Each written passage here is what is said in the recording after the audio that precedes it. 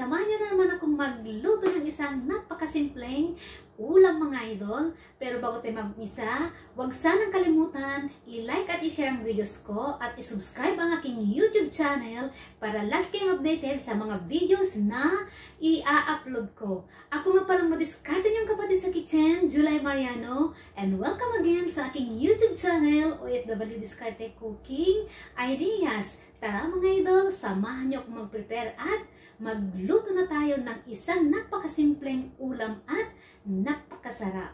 Let's go! Yan ang simpleng recipe na naman na lulutuin natin mga idol. Madaling gawin at budgetarian yan mga lods. Napakasimple lang at napakasarap na request ng boss kong babae. Isang Chinese recipe. Ayan mga lods. Samahan niyo akong mag-prepare at magluto na tayo ng masarap na ulam. Ayan ang mga idol yung spring onion natin. Pang toppings lang natin.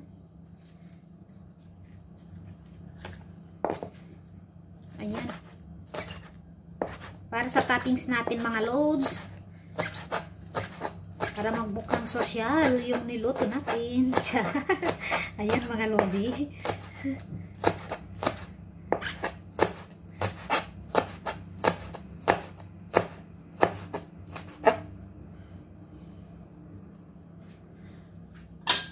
Then iset aside natin.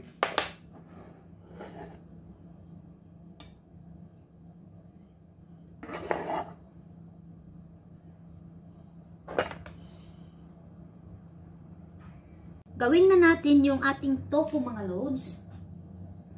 Ayan yung tofu. Safyan mga lodi. Maghugas lang ako ng kamay. Ayan, kaya pag nagluluto ko, wala akong mga kuko mga loads. Ayan. Malinis na kamay. Kasi kailangan natin imas yan.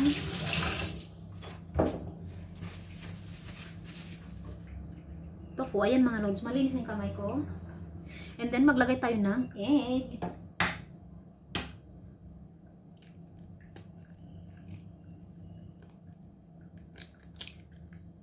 One egg.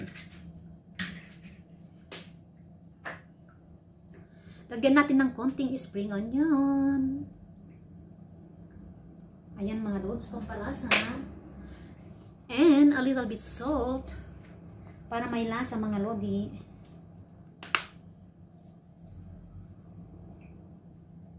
Ayan, konti lang.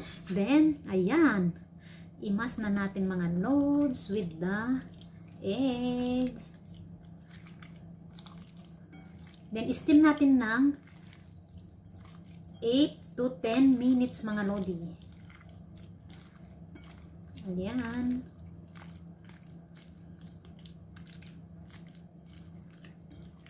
Imas lang natin siyang mabuti. Ayan mga loads.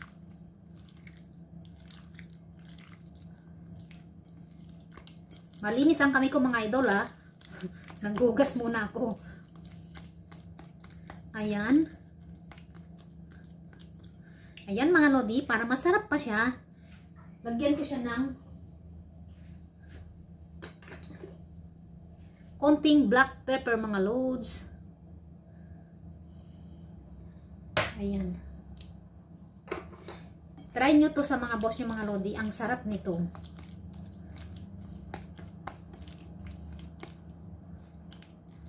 Ayan. Imas pa natin yung buo-buo niya mga loads.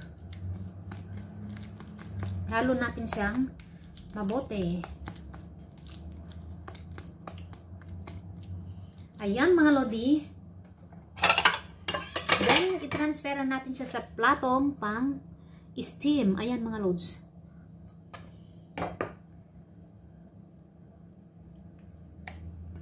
Then ready nang i-steam mga lodi ng 8 to 10 minutes.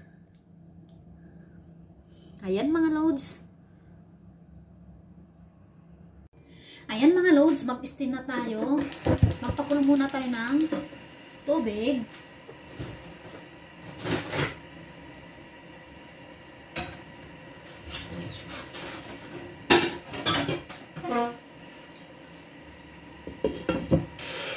Hintayin natin kumulo bago natin ilagay yung tofu mga lods. At steam natin ng 8 to 10 minutes. Ayan mga idol, kumukulo na yung ating tubig. At pwede na nating ilagay ang tofu mga lods. Ayan. Steam natin yan ng 8 to 10 minutes. Ayan mga lodi, napakasimple lang na Chinese recipe na naman mga loads. After 8 minutes mga idol, i-check na natin kung luto na yung tofu. Ayan, toothpick gamitin natin. Luto na mga loads. Ayan. Ayan mga lodi, luto na at pwede na natin siyang switch off muna mga loads.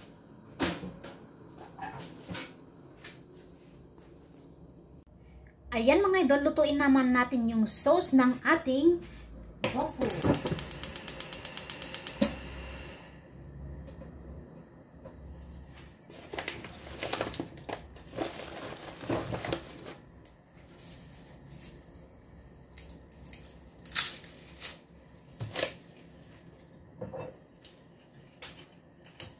At maglagay tayo ng konting cooking oil. Panggisa lang natin mga loads. Hintayin natin uminit yung ating cooking oil. Ayan mga loads, mainit na yung ating mantika. Pwede natin ilagay yung bawang.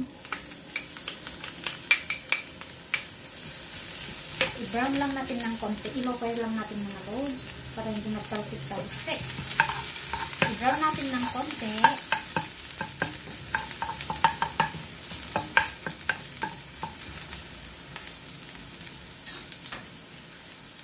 At pwede na natin ilagay yung minced pork mga loads.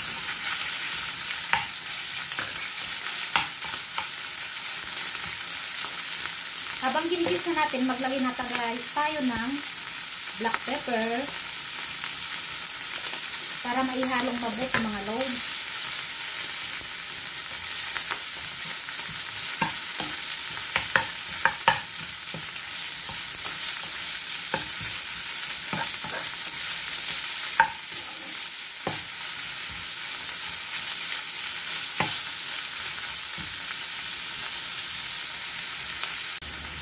Ayan mga idol, pwede na tayong maglagay ng oyster sauce.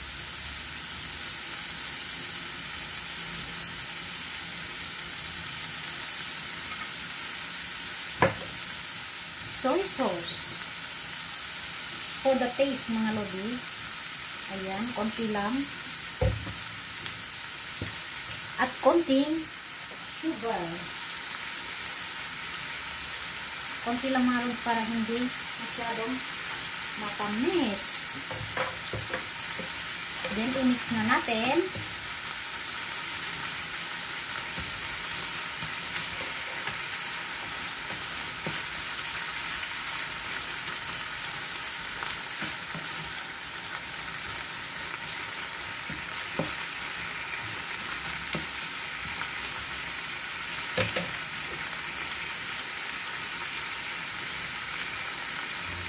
At maglagay tayo ng cornstarch mga loads. Ayan. Flour para maging creamy siya.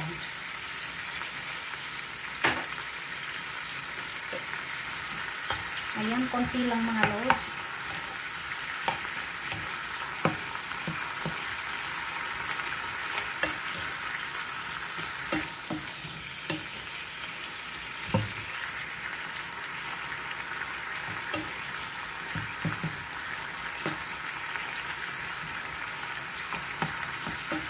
Pakulo lang natin saglit. Then, pwede na natin siyang switch off mga lodi.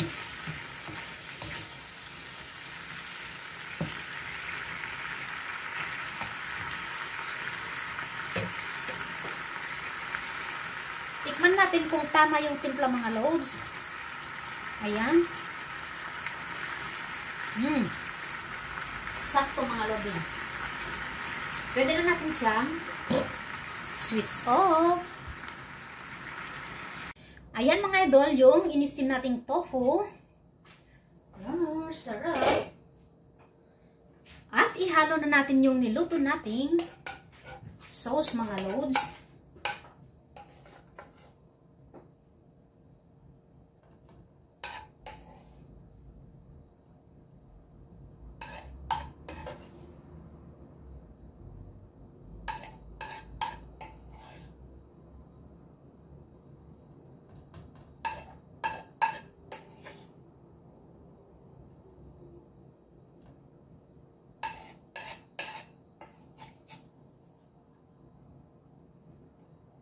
Ayan mga lodi, simple ang recipe. Napakasarap niyan mga lods. At ilagay na natin yung spring onion.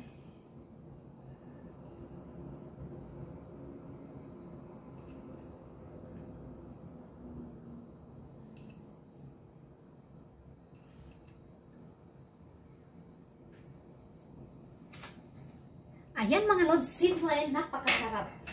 Ang sarap niyan mga lodi. Luto na yung ating recipe ng tofu mga lods. At yan ang ating napakasimpleng Chinese recipe naman na tofu mga lods. Ayan, sa mga oldies ang mga inaalagaan, pwede nyong lutuin ito sa kanila mga lodi. Gustong gusto nila yan. Yan mga lods, ang sarap niyan.